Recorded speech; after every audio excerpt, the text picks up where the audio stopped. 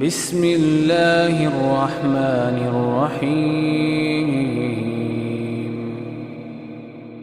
ادبار النجوم سے مراد فجر کی سنت اور فرض، کیونکہ صبح کی نماز کا وقت در حقیقت ستاروں کی واپسی یعنی واپس پیچھے چلے جانے کا وقت ہوتا ہے، غروب کا وقت ہوتا ہے. ضحاک کہتے ہیں اس سے مراد فجر کی نماز ہے، اور اسی طرح بہت سے صحابہ کرام نے اس آیت سے مراد فجر لیا ہے. یاد رکھیے فجر کی نماز کی خاص اہمیت ہے، اور فجر کے فرض تو فرض، سنتوں کی بھی اہمیت ہے. حضرت عائشہ کہتی ہیں کہ میں نے رسول اللہ صلی اللہ علیہ وسلم کو کسی نفل کی ادائیگی کے لیے، یعنی سنت بھی اصل میں نفل نماز ہے، ایک فرض ہوتی ہے ایک نفل، پھر جو آپ نے زیادہ تاکید سے پڑھی ان کو سنت قرار دے دیتے ہیں، اور باقی جو کبھی کبھار پڑھی وہ نفل ہو جاتی. کسی نفل کی ادائیگی کے لیے اتنی جلدی کرتے نہیں دیکھا جتنی جلدی آپ نماز فجر سے پہلے 2 رکعتوں کے لیے کرتے تھے. جلدی پڑھتے نہیں تھے، یعنی اس کی ادائیگی کے لیے آپ فکر کرتے تھے. حضرت عائشہ ہی سے روایت ہے کہ نبی صلی اللہ علیہ وسلم نے طلوع فجر کے وقت 2 رکعت نماز، یعنی فرض کی بات ہے یہاں، آپ نے 2 رکعت نماز پڑھنے کی شان کے بارے میں فرمایا کہ ان کو پڑھنا میرے نزدیک ساری دنیا سے زیادہ محبوب ہے. آپ نے فرمایا جو آدمی عشاء اور فجر کی نمازوں میں آ سکتا ہے تو اس پر لازم ہے کہ وہ آئے، اگرچہ اسے گھسٹ کے کیوں نہ آنا پڑے، یعنی گھٹنوں کے بل یا پیٹھ کے بل گھسٹ کے ہی آنا پڑے تو بھی آئے، لیکن آئے ضرور. کیوں؟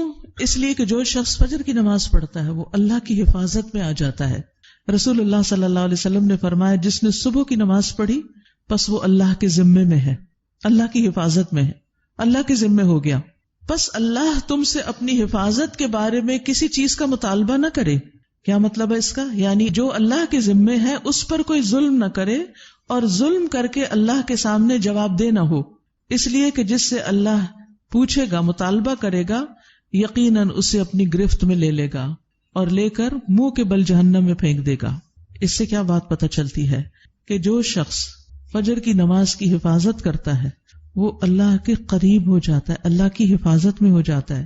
کسی کو حق نہیں کہ اس پر ظلم اور زیادتی کرے.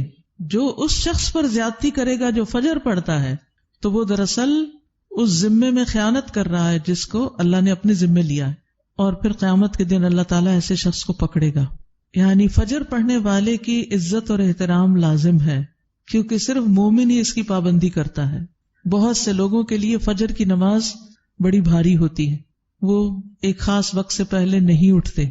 کچھ لوگوں کی اکثری قضا ہو جاتی ہے، وہ چونکہ دیر سے سوتے ہیں تو صبح اٹھ نہیں پاتے، تو ان کی حفاظت اللہ کے ذمے پہ نہیں ہے.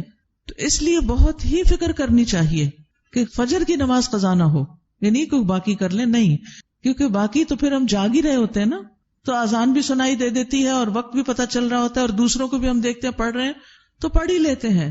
لیکن فجر کی چونکہ ایک ذمہ داری ہوتی ہے اٹھنے کی بھی، اور پھر وقت پر اٹھنے کی، اور پھر مسجد میں جانے کی، تو اس لحاظ سے اس کی حفاظت بہت ضروری ہے. اور فجر پڑھنے والا شام تک اللہ کی حفاظت میں ہوتا ہے. اس میں ایک واقعہ بھی آتا ہے احادیث کی کتابوں میں. عامش کہتے ہیں کہ سالم بن عبداللہ بن عمر، ابن عمر کے کیا لگے بیٹے اور حضرت عمر کے پوتے، یہ حجاج کے پاس بیٹھے ہوئے تھے. حجاج کے بارے میں سب جانتے ہیں کہ بہت ظلم کرتا تھا. تو حجاج نے ان سے کہا اٹھو اور فلاں آدمی کی گردن مار دو. تو سالم نے تلوار اٹھا لی کیونکہ اس کا حکم تھا مارنے کا، اور اس آدمی کو پکڑا اور محل کے دروازے کی طرف چل پڑا. تو ان کے والد ابن عمر نے ان کو دیکھ لیا جب وہ اس آدمی کو باہر لے کے جا رہے تھے. تو انہوں نے کہا کہ کیا یہ واقعی ایسا کرنے جا رہا ہے؟ انہوں نے 2-3 بار یہ بات دہرائی. پھر باہر لا کر سالم نے اس سے پوچھا کیا تم نے فجر کی نماز پڑھی ہے؟ یعنی جس کو مارنے کا حکم تھا، کہا تم نے فجر کی نماز پڑھی ہے؟ اس نے کہا ہاں. سالم نے کہا پھر تم جس راستے سے جانا چاہتے ہو چلے جاؤ، اور وہ واپس آئے اور تلوار پھینک دی. حجاج نے ان سے پوچھا کیا تم نے اس کی گردن اڑا دی؟ انہوں نے جواب دیا نہیں. حجاج نے پوچھا کیوں؟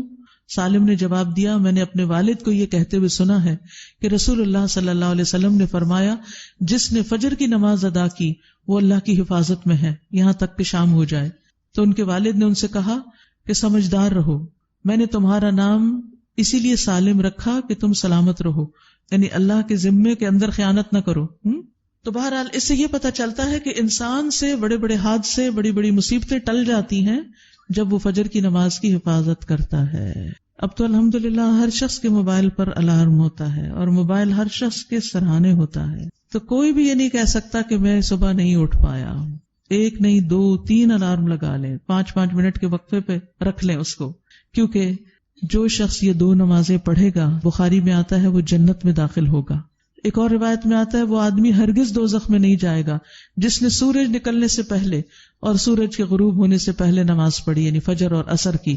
اور پھر آپ نے فرمایا ان نمازوں میں سستی نہ کرو اگر تم اللہ کا دیدار کرنا چاہتے ہو، اس طرح کہ جیسے تم 14ویں کے چاند کو دیکھتے ہو اور تمہیں کوئی دھکم پیل کا بھی واسطہ نہیں پڑے گا. یعنی جو ان نمازوں کی حفاظت کرتا ہے وہ اللہ کے دیدار کے قابل ہوگا. اور پھر بعض اوقات لوگ رات قیام کرتے رہتے ہیں، آخر حصے میں سو کے فجر قضا کر دیتے ہیں. کیا ہے تہجد کے لیے اٹھے تھے وہ آنکھ نہیں پھر کلی فجر کے لیے، تو یہ نہیں ہونا چاہیے. عمر رضی اللہ عنہ کہتے ہیں میں صبح کی نماز با جماعت پڑھوں یہ مجھے اس سے زیادہ محبوب ہے کہ میں ساری رات قیام کروں. ساری رات کے نوافل سے زیادہ محبوب ہے کہ فجر کی نماز جماعت کے ساتھ. ہاں منافق پر فجر کی نماز بھاری ہوتی ہے، تو منافقت سے نکلنے کے لیے، نفاق سے نکلنے کے لیے اس نماز کی پابندی ضروری ہے.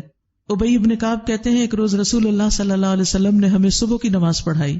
اس کے بعد فرمایا کیا فلاں حاضر ہے؟ لوگوں نے کہا نہیں. آپ نے پوچھا کیا فلاں آیا ہے؟ لوگوں نے کہا نہیں. آپ نے فرمایا بلا شبہ یہ 2 نمازیں منافقوں پر سب سے بھاری ہیں، سب نمازوں سے زیادہ بھاری، یعنی فجر اور عشاء. اور اگر تمہیں معلوم ہو کہ ان میں کیا کچھ اجر و ثواب ہے تو تم ان میں ضرور آؤ، خواہ گھٹنوں کے بل ہی کیوں نہ آنا پڑے.